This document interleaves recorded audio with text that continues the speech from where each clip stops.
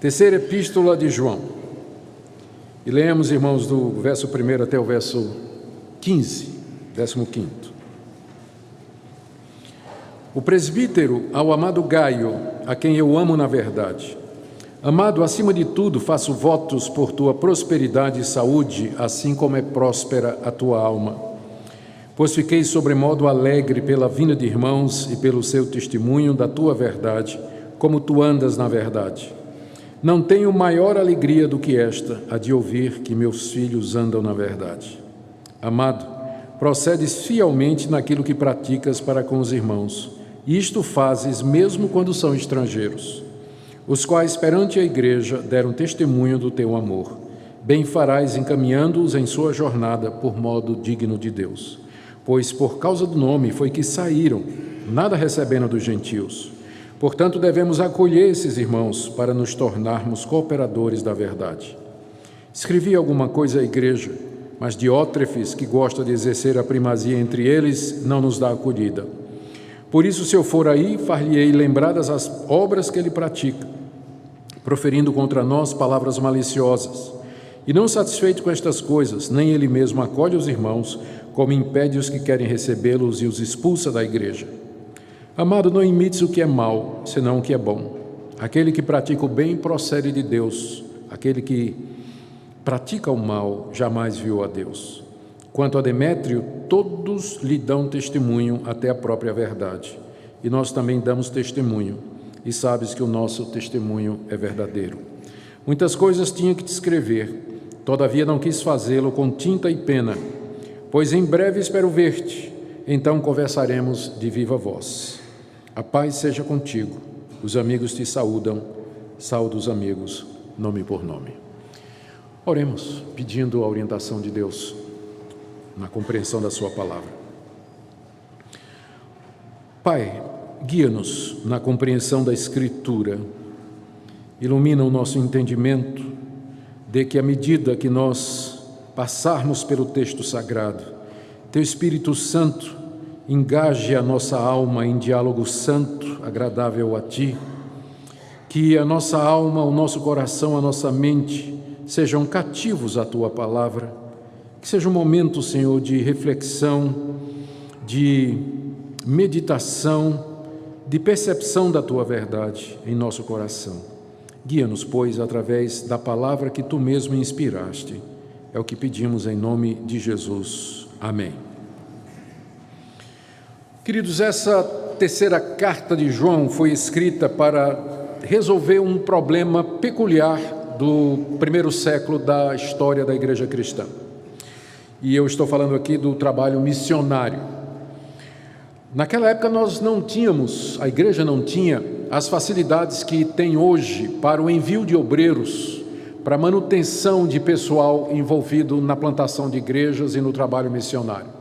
Hoje nós temos agências, temos instituições, nós temos grupos que se dedicam a conseguir o passaporte dos missionários, mudança do missionário para outro país ou para outro lugar no mesmo país, a descoberta dos melhores locais apropriados para a pregação do Evangelho. Existe toda uma tecnologia, uma metodologia hoje e uma institucionalização da obra missionária. Mas não era assim na época em que João escreveu a sua carta, não era assim no século I. O trabalho missionário era feito de maneira muito simples. As pessoas que se sentiam chamadas por Deus, e esse chamado era geralmente reconhecido pela igreja, elas saíam da sua cidade para aquelas regiões mais distantes onde o Evangelho não havia sido ainda anunciado. E ao fazer isso, elas dependiam completamente da generosidade daqueles que já eram cristãos. Eles precisavam de casas para ficar, eles precisavam de alimento, eles precisavam de recursos para as viagens eram feitas de navio, às vezes em caravanas, às vezes no lombo de cavalo, havia despesas envolvidas com isso. Então, o segredo da obra missionária no primeiro século era a hospitalidade de irmãos das igrejas para com estes missionários, obreiros, evangelistas que saíam das suas próprias casas para expandir as fronteiras do reino de Deus. Era um sistema extremamente simples, mas que funcionou perfeitamente Porque já no final do primeiro século, nós encontramos referências de que o evangelho havia se espalhado pelo mundo conhecido, a tal ponto que no século IV, o imperador Constantino, o líder máximo do Império Romano, teve de declarar o cristianismo como religião oficial do império. Tal o impacto e a influência da cristandade naquele vasto domínio. Como todo sistema, ele também tinha ele também podia ser usado de maneira errada. No século II, foi elaborado um documento chamado Didaquê, ou Ensino dos 12 Apóstolos, que, se referindo a esses itinerantes, esses pregadores itinerantes que iam plantar igrejas em outros locais, chamando-os de profetas, era o nome que se dava para eles, mostrando que desde cedo havia a compreensão de que o profeta era aquele que pregava a palavra de Deus, principalmente. Então o Didaquê diz que se chegasse um profeta numa cidade, numa igreja, ele devia ser acatado, recebido, acolhido, encorajado e enviado no trabalho missionário dele. Se ele pedir para ficar mais de 3 dias, é falso profeta. Por quê? Porque já tinha gente abusando da generosidade dos cristãos, que chegava na casa dos irmãos, não é? Apenas para fazer uma pausa, refazer as forças para continuar o trabalho missionário, e ia ficando, né? Ia ficando em nome do amor fraternal, e saía abusando, e depois ia para a casa de outro irmão, e depois para a casa de outro irmão. Então, o Didaquê já diz assim: se ele ficar mais de 3 dias, é falso profeta. Tem que mandar ele embora, não é? Porque ele está ali de passagem, você tem que acolher, você tem que receber, abençoar, ajudar e encaminhar para que ele vá para frente. Mas não que você seja explorado por esse tipo de gente, né? De onde vocês veem que mercenário tem desde o século I, né? Quanto mais nos dias de hoje. Bom, o apóstolo João, autor dessa carta, sediado em Éfeso, é o que os nossos estudiosos nos dizem, capitaneava ou orientava o progresso do evangelho na região da Ásia e além. Éfeso era a capital da província da Ásia e além dela. E qual era o sistema de João? João era um dos apóstolos remanescentes. Se essa carta foi uma das últimas escritas do Novo Testamento, João devia já ter uma idade avançada quando essa carta foi escrita. O trabalho dele consistia em enviar missionários para as regiões mais distantes, onde Cristo não havia sido anunciado e onde não havia igrejas. Então esses missionários saíam lá de Éfeso, eram enviados por João, chegavam com cartas de recomendação nas cidades, procuravam os cristãos que já haviam lá, passavam um tempo se preparando, sendo abençoados por aqueles irmãos, e depois eles eram enviados para as fronteiras, para pregar o evangelho onde não tinha igrejas ainda. E havia uma pessoa em particular que era fundamental nesse esquema missionário do apóstolo João de evangelizar os gentios. Era esse moço chamado Gaio. Eu digo moço porque João chama ele de filho, né? Mas se João já tinha uma certa idade, ele não era necessariamente um jovem. Mas eu gosto de pensar em Gaio como sendo essa pessoa que se converteu debaixo da pregação do apóstolo João, foi discipulada pelo apóstolo João, morava numa outra cidade, e ele abria a sua casa para receber estes missionários enviados por João, cuidava deles e depois os enviava mais além. Isso envolvia recursos. Gaio tinha que pôr a mão no bolso, tinha que abrir a sua casa, tinha que abrir o seu coração, tinha que se envolver com esse pessoal para que a obra missionária progredisse. 100 pessoas como Gaio no primeiro século, que tinham visão missionária e que estavam dispostas a contribuir financeiramente para o sustento da obra missionária, o evangelho não teria se expandido na velocidade que se expandiu e atingido toda a extensão do Império Romano, como efetivamente ele acabou atingindo também. O problema é que Gaio começou a sofrer a oposição de um líder da sua igreja, que tem o nome de Diótrefes. A gente não sabe que grau de liderança esse homem tinha, nem como ele chegou àquela posição. Mas o fato é que Diótrefes não tinha a menor visão missionária. Ele era contra que se fizesse o trabalho dos gentios. E ele estava causando dificuldade naquela engrenagem, na máquina missionária que estava debaixo da orientação do apóstolo João.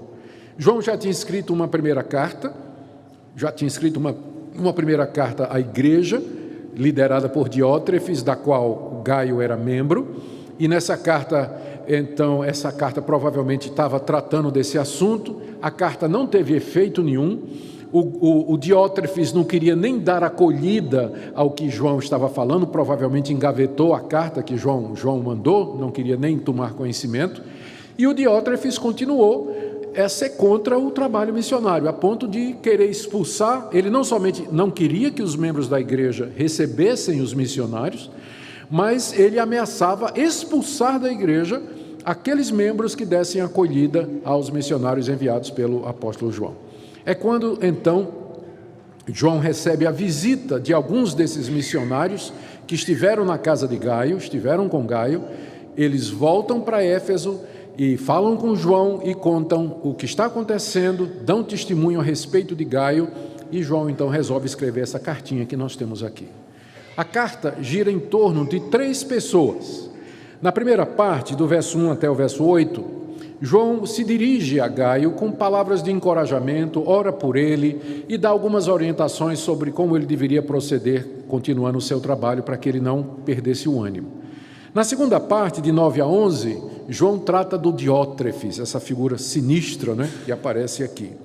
E no verso 12 ele trata de Demétrio, que era provavelmente o portador dessa carta e um desses missionários para quem João pede a Gaio apoio para que ele pudesse continuar o seu trabalho. E termina versos 13, 14 e 15 com algumas orientações práticas. Então, hoje à noite nós queremos cobrir essa cartinha, e ela é uma cartinha muito rica, preciosa, nos dá essa perspectiva de como funcionava a igreja no século I, nos fala de generosidade, de envolvimento, de entrega para o trabalho de Deus, e vai ser uma excelente oportunidade para os adolescentes, Pela primeira vez, eles terão lido um livro da Bíblia no único dia. Então, eles já vão poder dizer, olha, hoje eu li um livro inteiro da Bíblia, Lá na igreja, é verdade, mas li. Então, já podem sair dizendo isso. Muito bem. Vocês estão preparados para um festival de piada sem graça, hoje à noite. Vamos lá. Vamos ver, então, a parte inicial, é aquilo que João fala a Gaio, do verso 1 até o verso 8. No primeiro versículo, temos a saudação de João ao destinatário, que é Gaio, o presbítero ao amado Gaio, a quem eu amo na verdade. João era a única pessoa do primeiro século que poderia se referir a ele mesmo como o presbítero, e todo mundo sabia que era ele. Havia muitos presbíteros em todas as igrejas, mas tinha só o presbítero, que era o apóstolo João, líder espiritual, reconhecido, amado, querido de toda aquela região.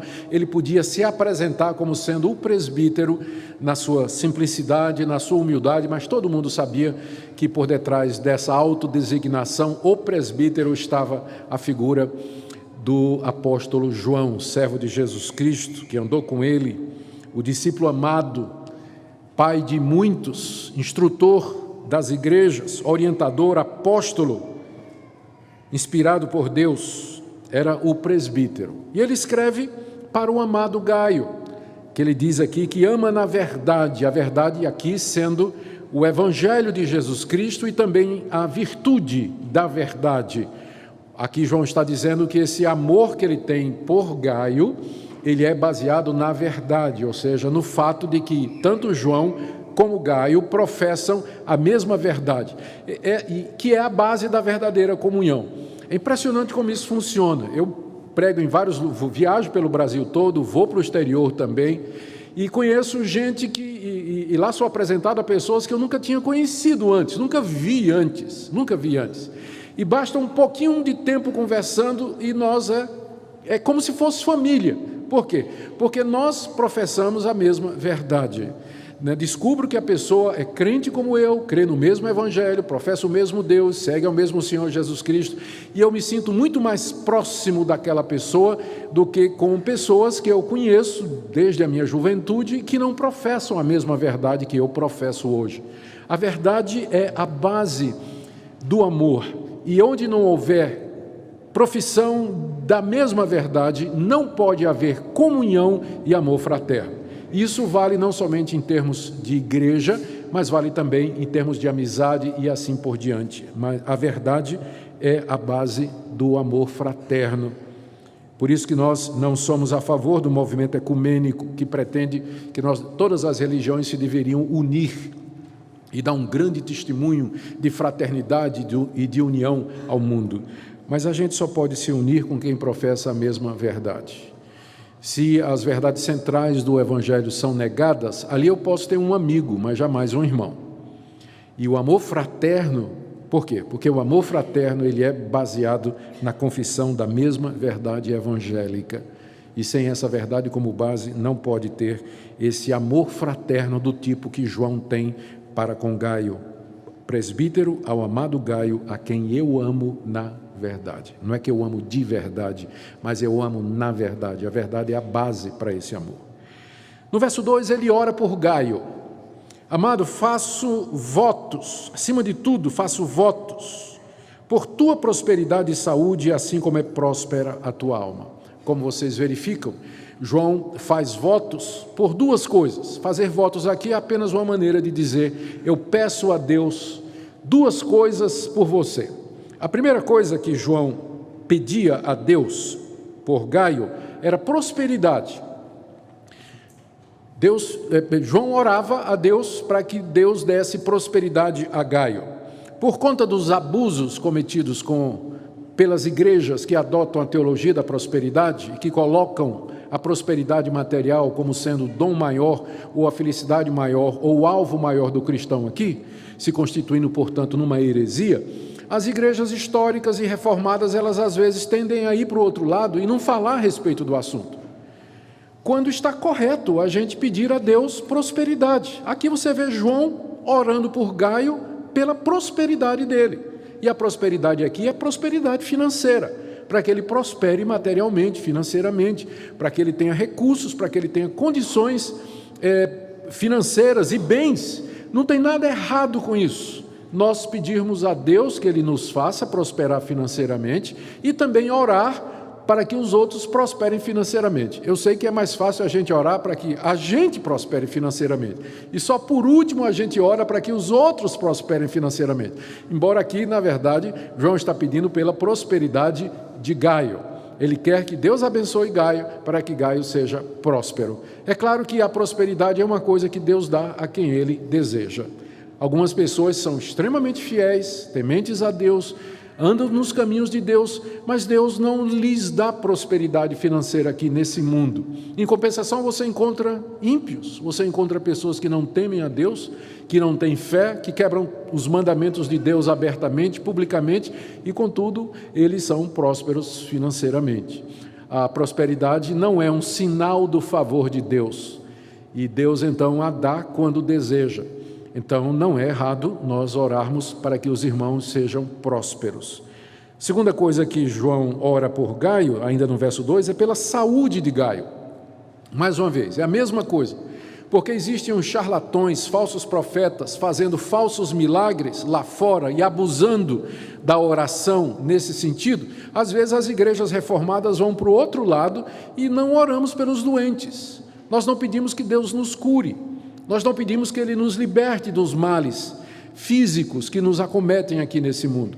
A gente acaba simplesmente dependendo de remédio o tempo todo, o que não é errado, mas colocamos a nossa confiança no remédio como se o remédio fosse o nosso Deus. E a gente esquece que Deus pode curar em resposta à oração. Deus pode curar em resposta à oração. Duas coisas, então, eram objeto da oração de João em favor daquele moço. Era prosperidade e saúde. Mas aqui tem um gancho no final do verso 3, quando João diz assim, vou ler o versículo todo, no final do verso 2. Amado, acima de tudo faço votos por tua prosperidade e saúde, assim como é próspera a tua alma. João está mais ou menos dizendo assim, eu oro, Gaio, para que Deus te faça prosperar na mesma medida em que você é próspero espiritualmente. Ou seja, que Deus te dê tanto dinheiro quanto espiritualidade você tenha. Se Deus fosse usar esse critério aqui conosco hoje à noite, muitos de nós sairíamos quebrados por aquela porta fora. ou carregados de maca, não é? Se Deus fosse dizer assim, eu vou te abençoar financeiramente na mesma proporção da tua espiritualidade, ou vou te dar saúde na mesma proporção da tua espiritualidade. Já pensou que situação? Por que João junge essas duas coisas? Ou seja, por que ele diz, eu peço que Deus te dê prosperidade na mesma medida em que você é próspero espiritualmente? Porque, irmãos, uma pessoa a quem Deus dá prosperidade financeira, dá recursos financeiros, e essa pessoa ela não é madura espiritualmente, ele vai usar o dinheiro para mandar na igreja, ele vai usar o dinheiro para se promover, vai usar o dinheiro para conseguir o que ele quer, como ele faz no negócio dele, na empresa dele, como ele faz no mercado, como ele faz em qualquer lugar. Igreja não é empresa, não é assim que funciona. Então, uma pessoa que tem recursos, que tem poder, mas que não tem espiritualidade, em vez de ser uma bênção para a igreja, acaba se tornando um grande tropeço e um grande problema para a igreja. Por isso, Deus, a oração de João, na sabedoria que ele tinha, era essa: que Deus te faça prosperar na mesma medida da tua espiritualidade. Porque se você tem muito e não é espiritual, então o dinheiro pode ser uma tentação e virar o teu Deus. Eu me lembro quando pastor ainda da primeira igreja presbiteriana de Recife, muito tempo atrás, a gente estava plantando uma igreja num subúrbio de Recife, começando um trabalho lá, numa região muito carente mesmo. E nós tínhamos lá um trabalho que as pessoas frequentavam, e conhecemos lá uma pessoa, eu não me recordo mais o nome dela, e era muito assíduo, era um pai de família, era sapateiro ele tinha um quartinho ali na rua principal, ele alugava um quartinho, onde ele remendava sapato e tudo, e ele frequentava a igreja, não faltava um culto, estava lá com a mulher e vários filhos. A situação dele era muito difícil, mas muito difícil mesmo, dava dó. Então a gente conseguiu, com os contatos, importar uma máquina do exterior, uma máquina de fazer sapatos. E doamos para ele, a igreja doou para ele. Nossa, esse homem ficou muito feliz. E aí ele começou agora, em vez de remendar sapato, ele também começou a fazer sapato, né? Recebeu um pequeno estímulo financeiro para poder comprar o que precisava e começou a fazer sapato. Tal, e a coisa foi crescendo, aí daqui a pouco ele pediu uma segunda máquina. E aí já com o dinheiro dele, né, trouxe uma segunda máquina, né? E lá na igreja, e trabalhando lá, a princípio era só a família, fazendo sapato, ganhando dinheiro. Daqui a pouco ele tinha uma microempresa. Daqui a pouco ele comprou o galpão, e já tinha vários empregados. Próximo passo, ele sumiu da igreja. Ficou próspero. Não tinha tempo, tinha que cuidar do negócio dele. Trabalhava a semana toda, muito para ganhar dinheiro, prosperar financeiramente. Chegava domingo, né, ou nas reuniões da noite, durante a semana, estava cansado demais, né, para poder ir para a igreja. Às vezes a prosperidade ela vem às custas de um bem maior, que é o nosso relacionamento com Deus.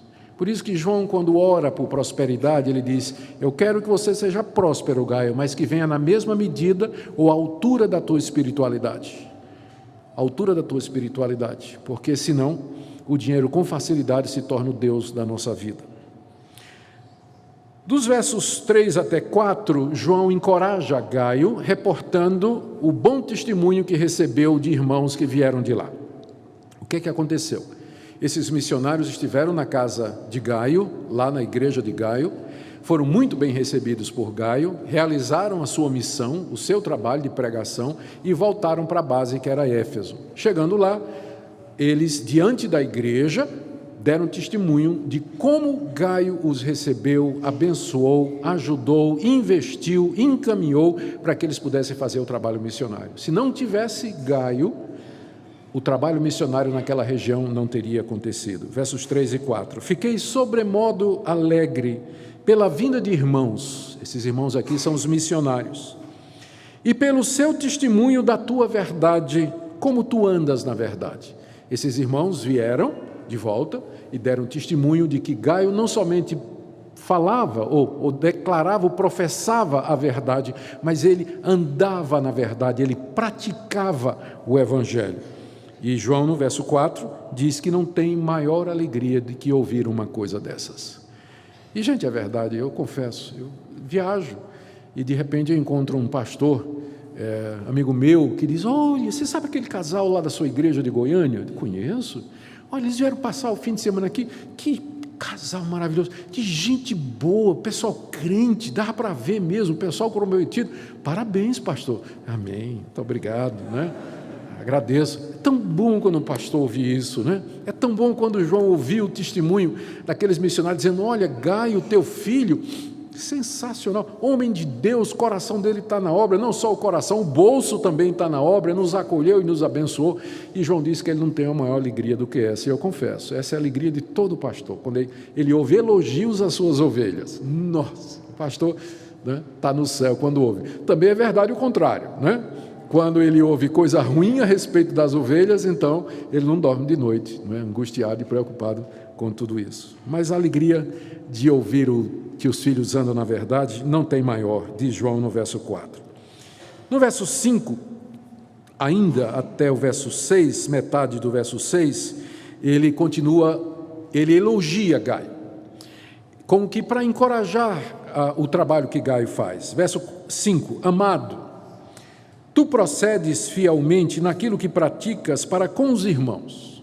Ou seja, Gaio, continua, apesar da dificuldade, você está fazendo a coisa certa, proceda, continue procedendo fielmente nisso que você está fazendo com esses irmãos, esse apoio que você dá. Você não é um missionário, você não está indo para o campo, você não está largando tudo para pregar os evangelhos em locais distantes, mas sem o seu apoio, sem o seu envolvimento, essa obra não poderia acontecer. Então, tu estás procedendo fielmente nisso que você está fazendo, acolhendo estes irmãos. Final do verso 5, e mesmo quando você faz isso para aqueles que são estrangeiros para Gaio, né? Tipo assim, ele não conhecia, entretanto abria sua casa e recebia, porque gente, receber um pessoal amigo que a gente conhece é uma coisa, mas você abrir a sua porta para gente que você não conhece é outra. Precisa vir muito bem recomendado.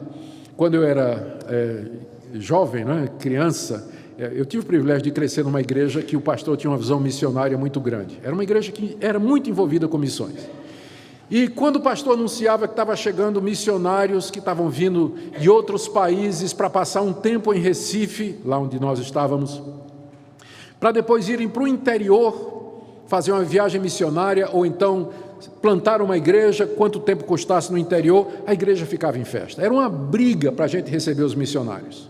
E a minha família, meu pai era um homem de posses, então a gente entrava forte na concorrência, porque nossa casa tinha quarto, era preparada para receber mesmo os missionários. A gente ficava lá, né, ansioso para conhecer esses irmãos que eram estrangeiros para nós nunca tínhamos visto, mas eles vinham recomendados pelo nosso pastor e a gente queria recebê-los. Era uma festa quando eles estavam em casa, a gente trocava experiência, e eu gostava demais, especialmente se eles vinham dos Estados Unidos, porque eu queria praticar o inglês, né?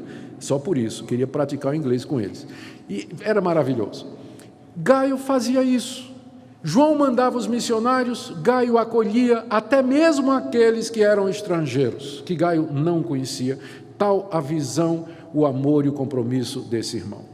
Queridos, a verdade é que sem pessoas como Gaio, e havia muitos outros no primeiro século, a obra de expansão do reino não teria prosperado no século I.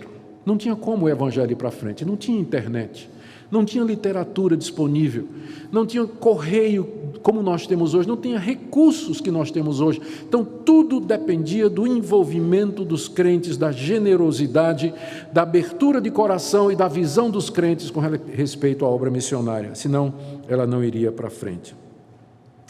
No verso 6, ainda encorajando Gaio, João diz: estes missionários, estes irmãos, perante a igreja, deram testemunho do teu amor. Quando teve um momento missionário lá na igreja de Éfeso, então aqueles missionários foram falar para a igreja e dar testemunho da obra missionária realizada.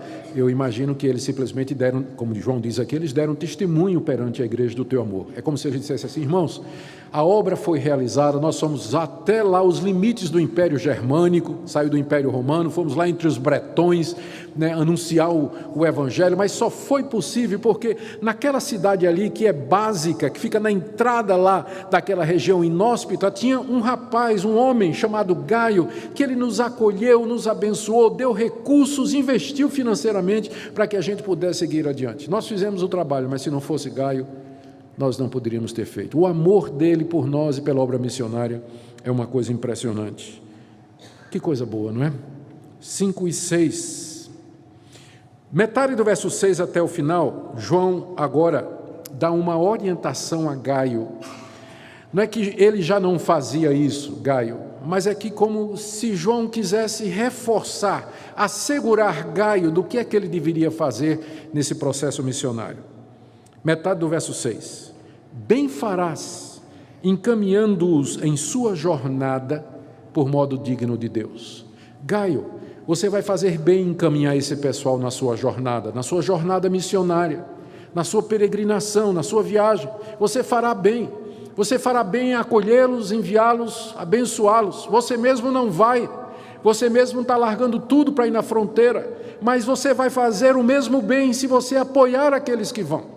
Faça isso, Gaio, mas faça isso, final do verso 6, de modo digno de Deus. É como se dissesse, faça isso generosamente, por conta da natureza da missão desses homens. Não faça isso de mão fechada, com mesquinhez, mas faça isso de uma maneira digna do Deus que é generoso e que te abençoa com prosperidade. Da mesma forma que esse Deus te abençoa com prosperidade, abençoa esses irmãos. Como eu disse, cresci numa igreja missionária, mas às vezes, de vez em quando, olha o apelo que era feito. Irmãos, está chegando um missionário aqui que vai para o interior de Pernambuco, e está ele com a mulher e os 10 filhos. Então, nós vamos fazer o seguinte, se você sabe aquele sapatinho que você tem em casa, que dá para usar ainda, tem um buraco na sola, mas ainda dá para usar, traga para o missionário. Sabe aquela camisa que você não usa mais, porque tem uma manchinha aqui que quase ninguém vê, que está pendurada lá no armário? Traga para o missionário. Sabe aquela calça jeans, que você rasgou aqui um pouquinho, mas dá para usar ainda e que está lá que você não usa? Traga para o missionário, ou seja, o resto. Não tem nada a ver com o que João está dizendo aqui. Ele está dizendo a Gaio, envia esses homens de maneira digna de Deus, por conta do trabalho que eles realizam. Eu não sei onde é que a igreja, através dos séculos, tirou a ideia que ela tem que matar o missionário na unha, financeiramente, deixar o cara lá se virando no campo missionário, sofrendo mesmo. Eu sei que outras pessoas também sofrem, mas eu quero fazer uma distinção aqui. Eu estou me referindo ao fato de que Gaio tinha condições financeiras. E ele podia enviar esses homens de maneira digna de Deus. O que João está dizendo é o seguinte: seja generoso da mesma forma que Deus tem sido com você. Se você pode, se você tem condições, não seja mesquinho, mas abra o coração, abra o bolso, seja generoso por conta da obra de Deus. É diferente, é claro, qualquer pessoa que está no mercado de trabalho, está passando por uma dificuldade e o aperto vem, mas o aperto vem por conta da conjuntura. Se o patrão pudesse, e eu sei porque tem vários empresários aqui, eles me dizem, se eu pudesse, eu manteria a situação financeira e não teria que demitir algumas pessoas, pai de família, por conta da situação financeira. Aí é completamente diferente. Mas quando há condições de abençoar essas pessoas, de ser generosos com elas, exatamente como Deus foi e tem sido conosco, então nós temos que ser. Envia-os, mas de modo digno de Deus. De modo digno de Deus. E ele dá 3 razões para isso. Primeira, verso 7. Pois por causa do nome foi que saíram. Envia esses homens de maneira digna, porque eles saíram por causa do nome de Cristo. Essa é a motivação. Eles saíram por amarem o Senhor Jesus, porque eles querem anunciar o Evangelho aos que estão perdidos. O motivo está correto. Porque gente, para fazer coisa para Deus pelo motivo errado, tem de monte. Mas esses estavam querendo fazer a obra de Deus pelo motivo certo. João está argumentando com Gaio.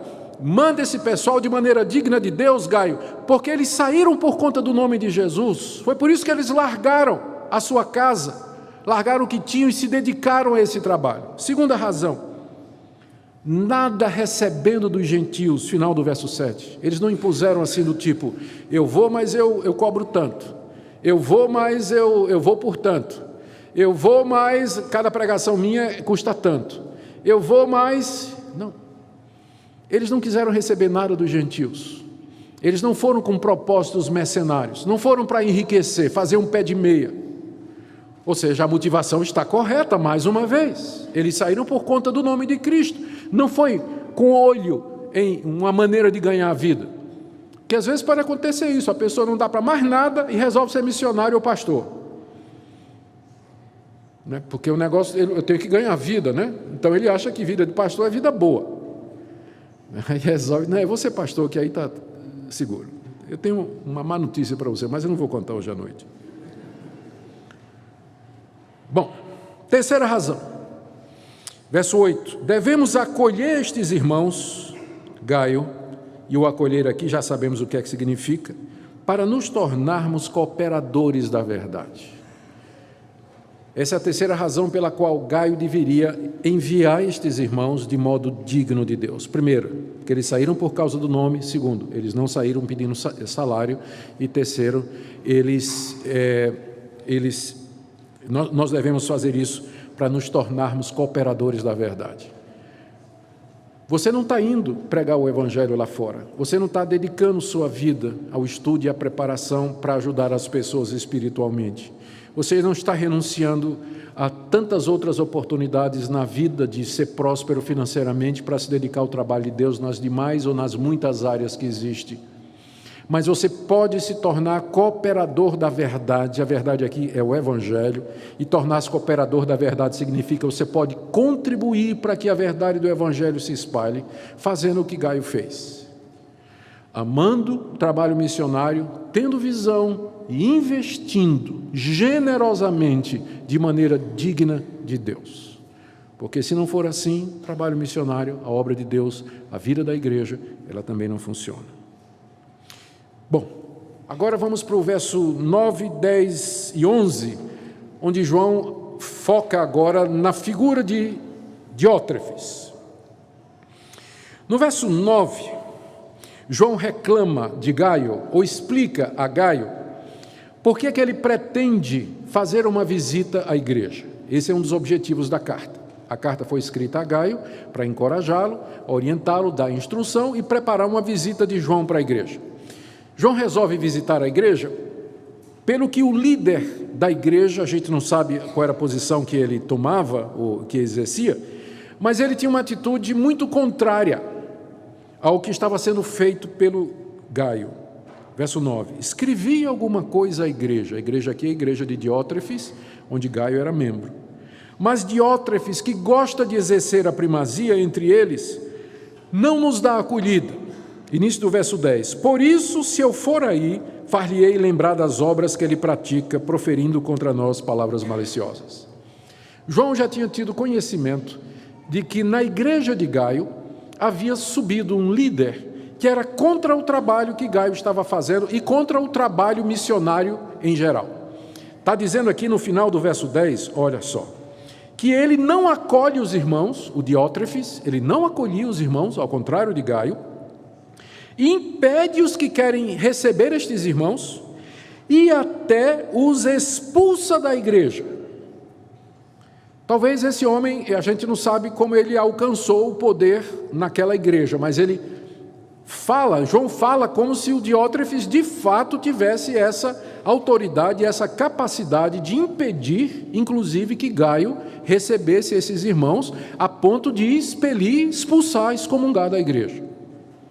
A gente pergunta, como é que alguém no primeiro século, que tipo de gente no primeiro século faria esse tipo de coisa que Diótrefes está fazendo?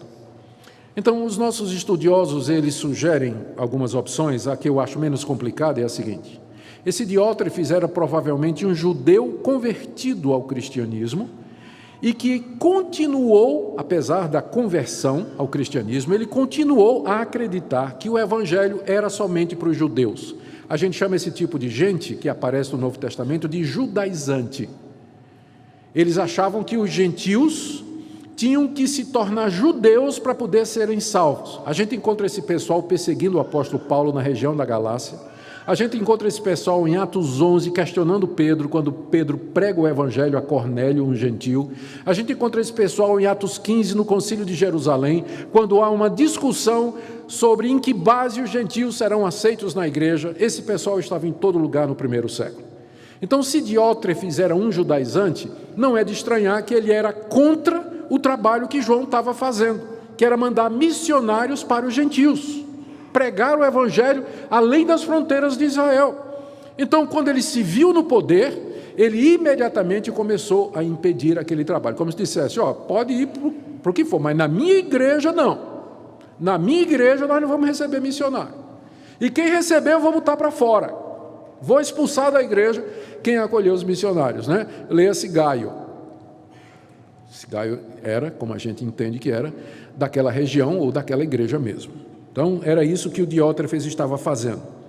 A atitude dele se explica também pelo que João diz no verso 9. Diótrefes gosta de exercer a primazia, ele gosta de mandar, ele gosta de ter o primeiro lugar e ter a última palavra em todas as coisas. Irmãos, não é errado a gente aspirar à liderança na igreja. Paulo, escrevendo a Timóteo, no capítulo 3 da sua primeira carta, ele diz no verso 1, que se alguém aspira, deseja, anela ser um presbítero, que é o cargo de governo e pastoreio da igreja, ele está querendo uma coisa boa. É uma função nobre. E não é errado você querer ser usado por Deus na liderança da igreja. Só que, biblicamente falando, a liderança cristã, ela é uma liderança serva. Lideramos pelo amor, pelo exemplo, pela persuasão, pelo ensino. Diótrefes é o contra-exemplo disso. É alguém que gostava de ter o poder e de exercer esse poder, de ameaçar, inclusive com expulsão e assim por diante, a ponto de confrontar e peitar João. E quando João mandou a primeira carta, ele ou rasgou ou engavetou, mas não queria saber do apóstolo João, o presbítero, porque Diótrefes gostava de exercer a primazia. Irmãos, infelizmente, essa não foi a primeira e última vez que apareceu na igreja cristã gente como Diótrefes. Através dos séculos, pessoas como estas se repetem e fazem a mesma coisa. Chegam a posições de liderança e de autoridade e governam com essa visão mesquinha que Diótrefes tinha. Não tinha visão do reino, sem generosidade nenhuma, sem humildade nenhuma, querendo ou usando a igreja ou a instituição religiosa como sendo um instrumento dos seus próprios interesses para se impor. Tem exemplos e exemplos disso através da história da igreja, chegando até os nossos dias, de liderança errada, doente, de homens que acham que é assim que se lidera a igreja. Como eu disse, igreja não é empresa, não é assim que se faz, como Diótrefes estava fazendo. João está disposto a sair de Éfeso, ir lá na igreja de Diótrefes e confrontá-lo. Ele diz aqui, se eu for, verso 10, far-lhe-ei lembradas as obras que ele pratica, proferindo contra nós palavras maliciosas. Diótrefes chegou ao ponto de falar mal de João, palavras maliciosas, quem sabe ameaçadoras, dizendo, João, tu manda em Éfeso, mas aqui quem manda sou eu. João era apóstolo, os apóstolos não eram apóstolos de igrejas locais, mas da igreja de Cristo no mundo todo, por isso que eles escreveram cartas, evangelhos e obras que eram para a igreja universal, como um todo. Claro que João tinha jurisdição sobre a igreja de Diótrefes, mas Diótrefes está pronto a peitar o apóstolo João. Tal era esse tipo de liderança perniciosa. Os estudiosos dizem que Diótrefes é o protótipo, ou foi o primeiro do que no segundo século seria chamado de bispo monárquico, ou seja, um bispo que governa como se fosse um monarca, um rei. Como é que isso surgiu? Pessoas como Diótrefes alcançaram a liderança de uma igreja, Depois usaram sua influência e expandiram o seu poder para uma região, várias igrejas ao mesmo tempo, e foram expandindo a sua influência até que eles se tornaram bispos de regiões inteiras. E aí eles receberam o nome de bispo monárquico, porque eles governavam aquela região como se fosse um rei governando no seu domínio. E é daí que vai sair o papado mais adiante, porque o bispo de Roma vai fazer exatamente a mesma coisa e finalmente ele vai reivindicar que ele é o bispo de toda a cristandade, ele é o representante de Cristo na terra, ele é o sucessor de Pedro. Mas tudo começa aqui. O Papa Diótrefes, né? Ainda bem que não foi Gaio, né? Senão seria Papa Gaio, né? Finalmente eu disse alguma coisa engraçada, né?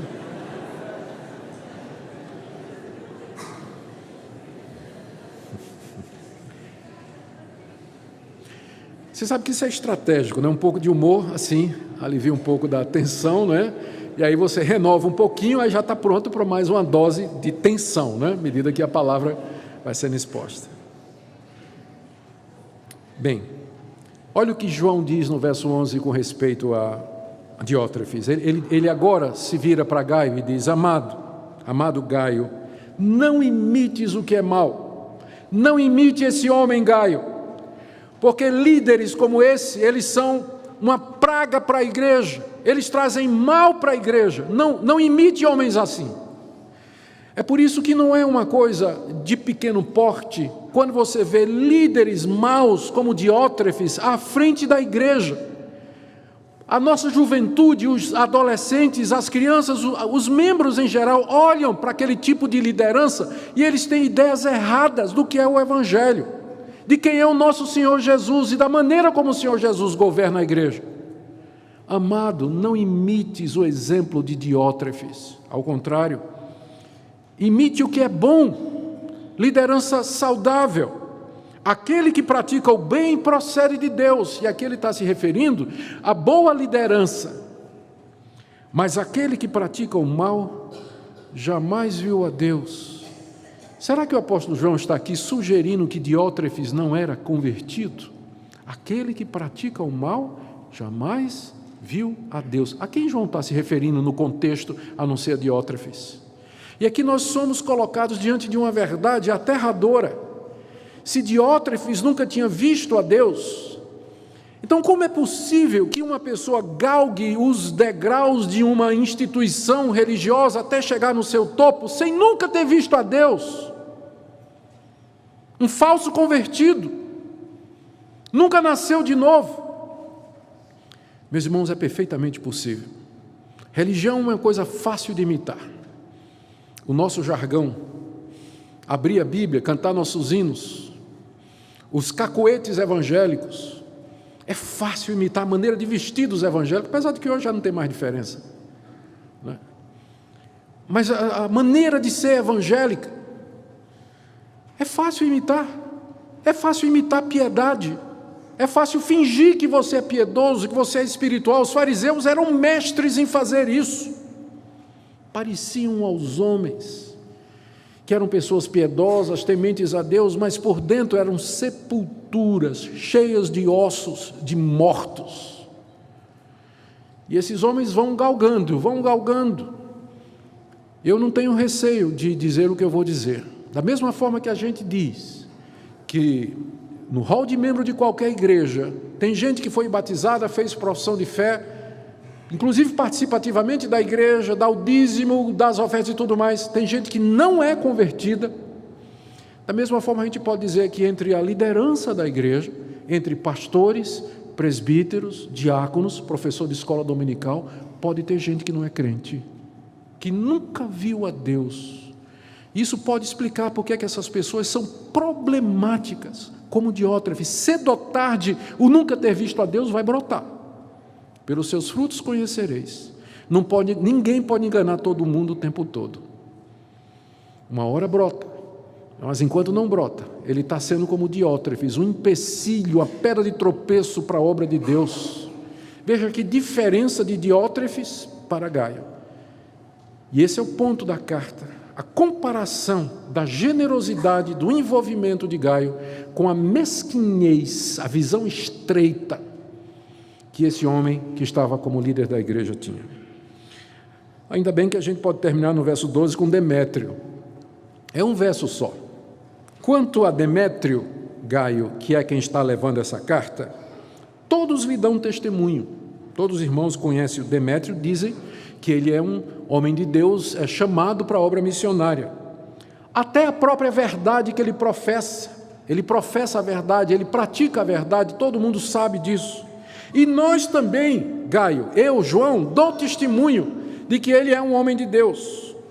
E tu sabes que nosso testemunho é verdadeiro, você me conhece, Gaio, eu não recomendaria Demétrio a você, se eu não o conhecesse e estivesse seguro. Pode receber Demétrio, abraça Demétrio, acolhe Demétrio, envia Demétrio para a obra missionária, porque ele tem o testemunho de todos os irmãos da verdade e o testemunho que eu dou. Lembra o processo hebraico de 3 testemunhas estabelecem a verdade. João está usando esse sistema aqui. Gaio, Diótrefes, Demétrio. Final da carta, versos 13, 14 e 15. Instruções de João. Muitas coisas, Gaio, eu tinha que te escrever. Todavia, não quis fazê-lo com tinta e pena, pois em breve espero ver-te. Então conversaremos de viva voz. Embora isso tenha sido escrito há 2000 anos, pode colocar no seu mural do Facebook, dizendo assim: eu tenho muita coisa para dizer a você, mas eu não quero fazer aqui pelo Face, pelo Twitter, pelo WhatsApp, pelo Instagram, porque tem coisas que têm que ser ditas de viva voz. Nada substitui o contato pessoal. Quantos problemas, quantas brigas, relacionamentos desfeitos são ocasionados porque as pessoas hoje só conversam via texto ou áudio. Com áudio você não está vendo o zóio brilhando, você não está vendo o tique nervoso da pessoa mentindo.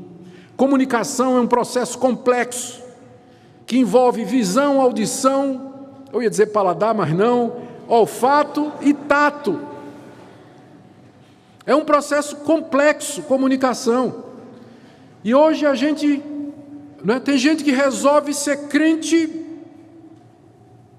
através das mídias sociais apenas. Não resolve. Nada substitui gente, o cheiro de gente, pegar em gente, sentir o cheiro da pessoa, olhar para ela, ver as expressões corporais. Nada substitui isso. Tem coisas que não é para ir para o seu mural crente. Tem gente que se desnuda diante do mundo, usando as mídias sociais. É uma compulsão. Se ela não publicar nada em 10 minutos, ela começa a dar tremor, suar frio, alguma coisa. Aí ela sai procurando qualquer coisa para colocar. Esse é um problema. Já tem estudos já que mostrando que a adição, a pessoa que é adita às redes sociais é uma adição mais poderosa do que, por exemplo, para o cigarro ou para a bebida. Que a pessoa não consegue se controlar, ficar sem. Quando ela fica sem, dá ataque, dá, de abstinência e por aí vai. Todas as coisas decorrentes disso aí. Eu estou cansado de ver isso no Facebook. O pessoal diz: estou avisando que a partir de hoje estou abandonando as redes sociais. No dia seguinte disse: estou avisando que estou de volta. Fui precipitado, tal. Cansei de ver gente fazendo isso nas redes sociais. Gente, tem coisa que não é para ser dito em público. Nas redes sociais, conversa. É assim que João está dizendo aqui: eu tinha muita coisa para te escrever, mas não quis fazê-lo com o WhatsApp, porque eu espero em breve ver-te, e então conversaremos de viva voz. A paz seja contigo, os amigos te saúdam, saúda os amigos, nome por nome. Veja como ele pode ser pessoal,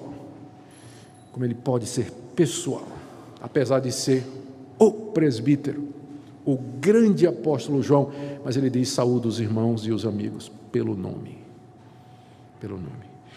Queridos, o que é que isso tudo tem a ver conosco nessa noite? Eu trouxe essa cartinha para vocês com um propósito específico de focar no coração dedicado, na vontade comprometida, na decisão resoluta de Gaio, de que mesmo que ele não fosse um daqueles que vão, ele dedicaria sua vida a contribuir, a investir dentro dos recursos que Deus lhe deu para o avanço do Evangelho. E é esse o apelo que eu faço a você nessa noite. Se você é membro dessa igreja, se você é membro de qualquer outra igreja evangélica, onde a obra de Deus está sendo feita, onde o Evangelho é pregado com verdade, de onde o Evangelho é difundido em verdade, é sua obrigação moral e espiritual ser tão generoso como Deus tem sido com você. Ser tão generoso como Deus tem sido com você. E abençoar a obra de Deus através da sua prosperidade material que Deus tem dado. Até a viúva pobre pode fazer isso, como Jesus nos ensina. E Deus valoriza muito mais, inclusive, do que aqueles que lançavam grandes somas no gasofilácio. Esse é o apelo dessa carta, que ela nos chama, nos convida a nos envolver de todo o coração, apesar das dificuldades, dos diótrefes da vida, a nos envolvermos de todo o coração e de todo o nosso bolso no trabalho de Deus. Que Ele conceda que isso seja verdade na sua vida e na minha, para o avanço do Evangelho e para o fortalecimento da igreja verdadeira de Deus. Amém? Eu queria orar como pastor de vocês nessa noite. Eu queria orar pelos irmãos que estão passando necessidade financeira. Queria orar pelos que estão doentes, que estão aflitos. Oremos nesse instante, trazendo especialmente esse grupo de pessoas diante de Deus. Ó Pai, eu quero trazer diante de Ti agora os nossos irmãos que estão aqui nessa noite, que acabaram de ouvir essa mensagem, e no fundo do seu coração disseram: ó Deus, se tão somente eu tivesse um emprego, se tão somente, ó Deus, eu tivesse prosperidade suficiente para atender às minhas necessidades da minha família e do Teu povo, Tua igreja. Senhor Deus, eu quero orar por estes irmãos, que não lhes falte o pão de cada dia e pão abundante que eles possam repartir com outros. Eu oro, ó Deus, por aqueles jovens que estão entrando no mercado de trabalho agora, procurando emprego após terem terminado o seu curso. Que o Senhor os abençoe, ajude e abra portas. Oro pelos empresários desta igreja, os comerciantes que têm sentido o peso da crise. Não deixe, Senhor, que a crise financeira abata a sua disposição e o seu envolvimento na obra do Senhor. Nós oramos pelos que estão doentes aqui nessa noite, portando algum mal. Cura-os em nome de Jesus. Ó Deus, que eles se vejam livres desse mal. Oramos por aqueles que estão tão doentes que não podem vir à igreja. O Senhor esteja com eles no leito da enfermidade. Levanta-os, ó Deus, com Teu poder, pois Tu és o nosso Deus. Nós oramos pelos aflitos, pelos cansados, pelos abatidos, aquelas pessoas que estão passando por momentos difíceis no seu casamento. Oramos, ó Deus, pelos que estão sozinhos, solitários. Consola-os e conforta-os. A todos, ó Deus, vem consolar, pois Tu és o nosso Deus. Tu és a nossa única esperança. Tu és o nosso refúgio e fortaleza, socorro bem presente nas tribulações. Ouve a nossa oração nessa noite, em nome de Jesus. Amém.